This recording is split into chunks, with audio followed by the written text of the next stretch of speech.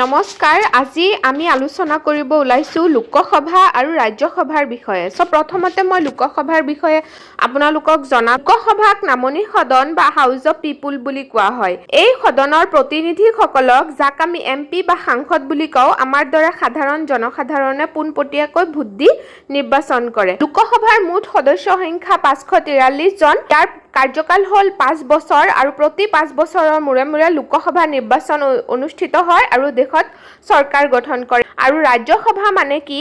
ৰাজ্যসভাক উচ্চ সদন বা কাউন্সিল অফ ষ্টেটছ বুলি কোৱা হয় আৰু এটো পৰোক্ষ নিৰ্বাচনৰ জৰিয়তে সংঘটিত হয় ৰাজ্যসভাৰ সদস্যসকলক সাধাৰণ ৰাইজে পুনে পুনে ভোট নিদিয়ে আমাৰ ৰাজ্যসমূহৰ যিসকল বিধায়ক মানে এমএলএ আছে তেওঁলোকে ভোট দি এই সদস্যসকলক নিৰ্বাচিত কৰে আৰু এটো এটা স্থায়ী সদন হয় তাৰ মানে এটো কেতিয়াও সম্পূৰ্ণভাৱে ভংগ হৈ নাযায় ইয়াত সদায় সদস্য থাকে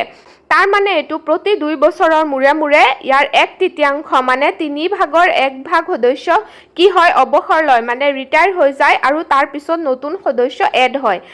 আৰু ইয়াৰ কাৰ্যকাল 6 বছৰ ভিডিঅটো ভাল লাগিলে সাবস্ক্ৰাইব কৰি দিব